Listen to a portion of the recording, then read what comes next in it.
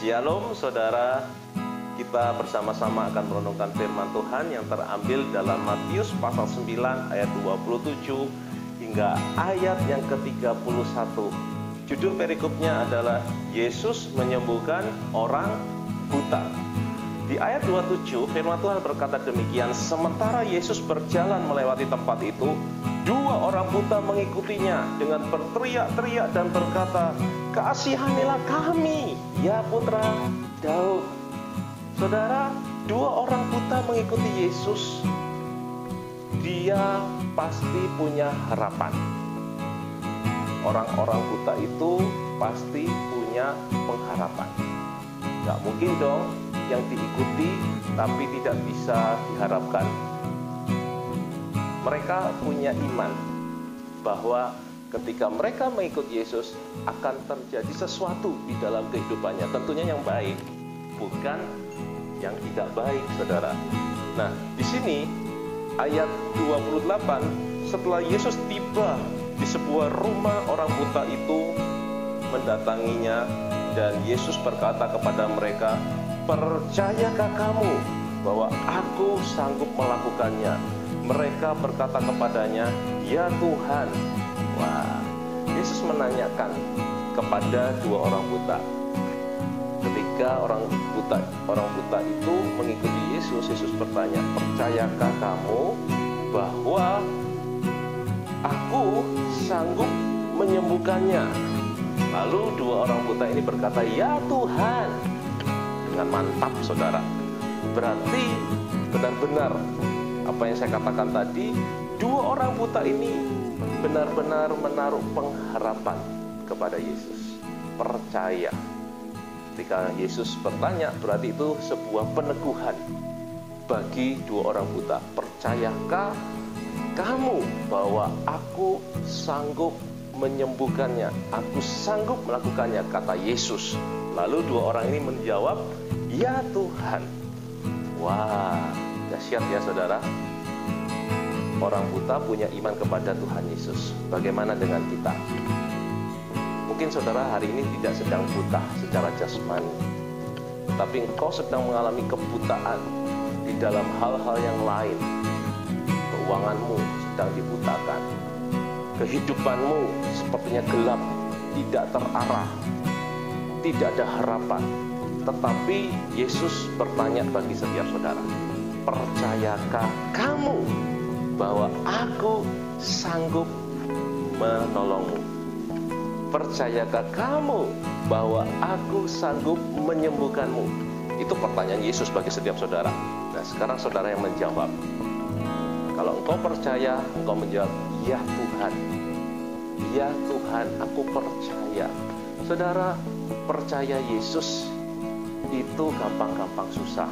Terkadang manusia lebih mudah percaya kepada sesuatu yang jasmani, sesuatu yang bersifat materi.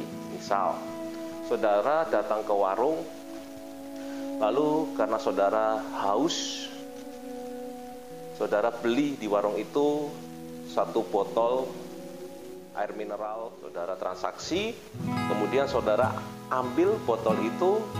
Yang saudara lakukan apa biasanya? Langsung tutup botol, dibuka, dan diminum. Bahkan kita mungkin nggak pernah berdoa sebelum minum. Nah, saudara mengapa lebih mudah percaya kepada botol air minum ini? Kenapa saudara sebelumnya tidak menanyakan kepada yang jual, air ini steril nggak?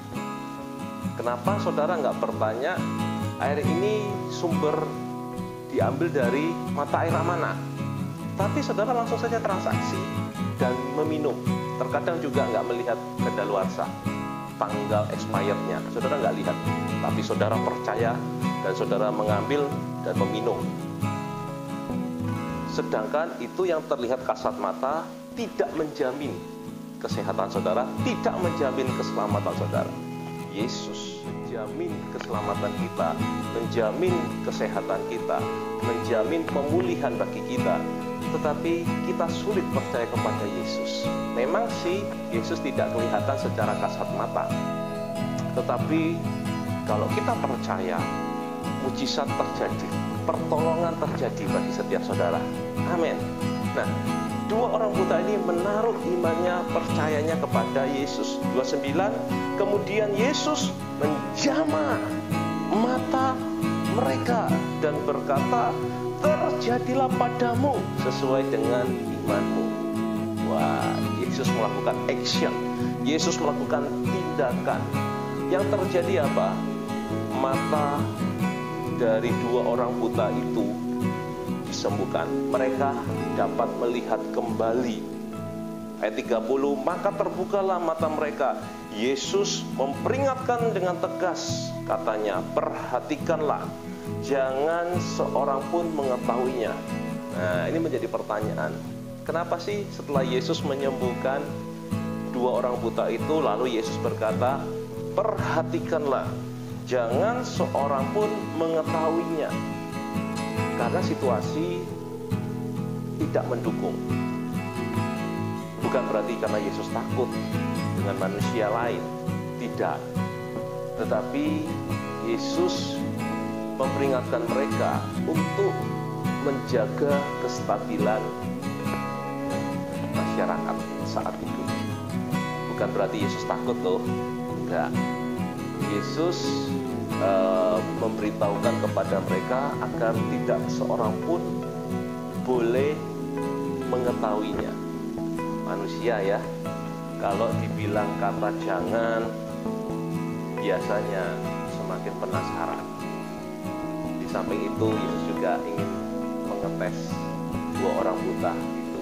Apakah ketika mereka sudah ditolong Tuhan, mereka diam-diam saja, mereka menutup mulut, mereka bisu, tidak menceritakan kebaikan Tuhan. Di situ juga Yesus mengetes mereka loh. Dan yang terjadi apa? Di ayat 31, akan tetapi setelah keluar, mereka menyebarluaskan kemasyhuran Yesus ke seluruh negeri itu. Berarti Yesus mengatakan kepada mereka untuk tidak memberitahukan kepada seorang pun. Berarti Yesus tahu, biasanya manusia kalau dikasih kata jangan, dia semakin melakukannya. Misalkan ada sebuah kursi, bangku gitu ya, lalu di bangku itu ada tulisan, jangan duduk di sini. Ketika kita melihat ada tulisan di bangku itu, kita penasaran, kenapa ya kok ada tulisan jangan duduk di sini? Malah kadang kita pegang bangku itu, oh mungkin catnya masih basah, oh mungkin kondisi materinya kalau kita duduki tidak kuat, mungkin kita nanti akan jatuh. Terkadang kita punya rasa penasaran. Yang terjadi apa? Justru kita mencoba-coba.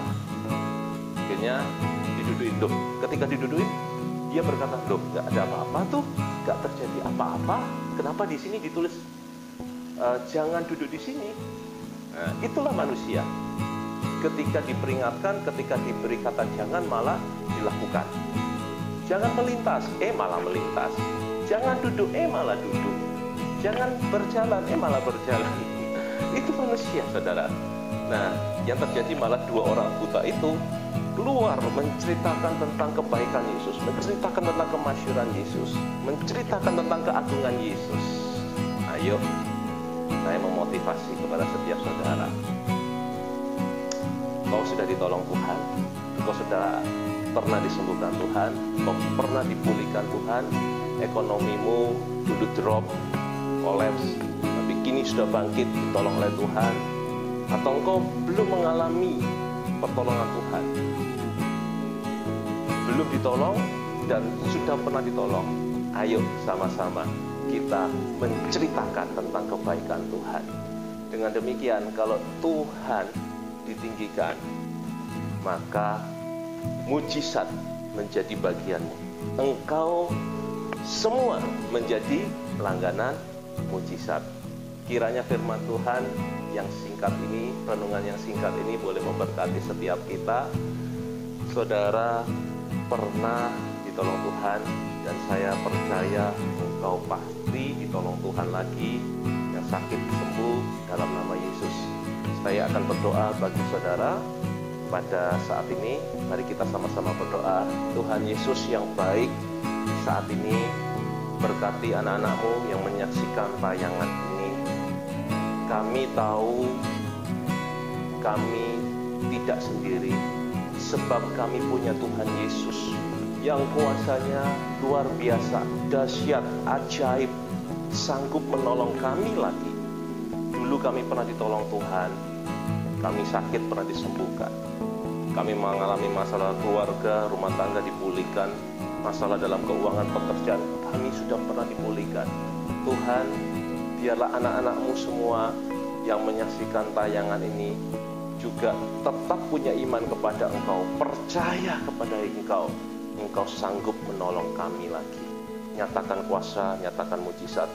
Tuhan, kami berdoa buat anak-anak-Mu di tempat ini. Dalam nama Tuhan Yesus, semua yang sakit disembuhkan in Jesus name. Dalam nama Yesus.